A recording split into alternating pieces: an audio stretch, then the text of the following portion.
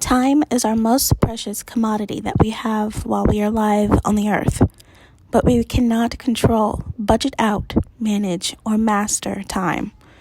Once we have discovered our purpose in life and know what our daily assignments are, our relationship with time changes and we can adjust to a life where everything we engage in is meaningful and on track. Before that process is complete, it is best to think of time management as a myth. You cannot manage time. When you live a life where your overall purpose is clear, then time will be used more beneficially. You simply just being in the active sense will be purposeful. A life without purpose is living amiss and makes it difficult to get the most out of your time. There truly is an appointed time for everything, and essentially this cannot be changed. However, we do have the power as human beings to suspend times and to redeem time. There are 26 general times of life. We experience life in cycles. So that is the first concept that we can use to describe time. We phase in and out of life in seasons, as to which there are a total of 5. Until we explore and understand time, cycles, and seasons, we will not be able to deny the power of knowing our purpose. Understanding these concepts are important because we know that there is a time when everything will be brought into account, and we will each have to give an account of our time and our days. Even if you do not believe this, I'm sure there will eventually be a time in your later years where you will think back and examine your life, like on your deathbed or when you are old and helpless. The 26 times of life. There are 9 Hebrew words that describe time and 26 foundational times within the life phase. In ecclesiastical texts, we can see that there is a time for everything and a season for every activity under the heavens. Chapter 3, verse 1. Then, as we read, we learn that the 26 times of life are a time to be born and a time to die, a time to plant and a time to uproot, a time to kill and a time to heal, etc., etc. You can read this entire passage in full for more understanding. Many people are familiar with this passage already, so I will not go into depth on that.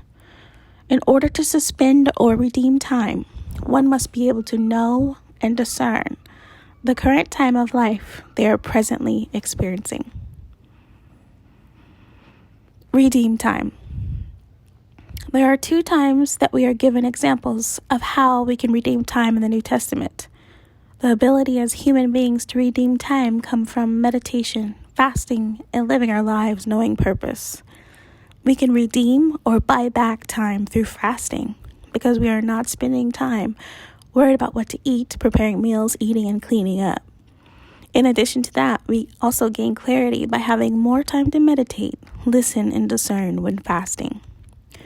When we choose to live working towards fulfilling our purpose, which is the reason why we exist, we can make everything we do effective and useful towards that thing. The main question people ask at this point is this: what is my life purpose? Remember, your life purpose starts with knowing who you are and where you are going. Knowing who you are requires you to live a life true to what you were created to do. By being yourself, only you can do this, and you do not have to look outside of yourself for this answer. Most people look outside for the answer to this question from people who don't even know who they are either. Only you can unleash knowledge of self by exploring inward, because who you are is embedded into your DNA. Knowing where you are going requires you to make decisions. This is what creates your destiny, because your decisions will affect your destination. Purpose and destiny are not the same. Purpose relates to why you're here, and destiny relates to your decisions that lead you to a particular destination. Human beings have power to suspend time. We were made in the image of God. God the Creator created the world with His words. We have the same power. It really is that simple. In order for any deviation of time or intervention to happen on the earth, it must have been spoken out of someone's mouth first. You have to give permission for things to exist in the physical realm. We give permission by the words we speak. Not only are death and life in the power of our tongues, but we also know that whatever is bound on earth is bound in heaven, and whatever we loose on earth is loosed in heaven. That is how we demonstrate our power, through the words that come out of our mouth. The 26 times of life can be suspended or postponed by speaking words. You can postpone death until your purpose is fulfilled. You can also suspend sickness by speaking healing. This is where being able to identify the times of life becomes essential. If something is happening prematurely, re-examine your life and the words that you are speaking, and you may see that you might be giving something permission to occur on the earth unnecessarily. This is something that happens a lot. A good friend of mine once got married at an early age. About 8 years into her marriage, she started suspecting that her husband was having an affair. He had a history of having flings and just casual friends that were unnecessary in the past when they were much younger. And she ended up contracting a sexually transmitted disease from him right before they got married. 8 years into the marriage, she did begin to suspect again that he was having an affair, but he would never admit to it. He never apologized for anything. He simply denied everything that she said. Even to this day, as a divorced man, he will not admit or apologize for any wrongdoings. Anyway, within their marriage, after living this way for several more years, the arguing escalated, and eventually they barely spoke to each other at all. When they did speak, she would always say, "Oh, you make me sick," or something relating to being sick. As a friend, I can remember every conversation involving him would have the phrase, "He makes me so sick." Or every time I think about him or just look at him, I just want to throw up. She said this repeatedly. Later on, she ended up being diagnosed with several gynecological diseases, and she ended up having to have a hysterectomy at a very young age. She was placed on hormone treatments, pills, creams, all sorts of things to regulate her hormones, since she was no longer producing estrogen. But she was also too young to live with the process of menopause. So she battled high cholesterol and high blood pressure. Despite how healthy she ate, she still had to take those types of pills. And all of this happened before the age of 35.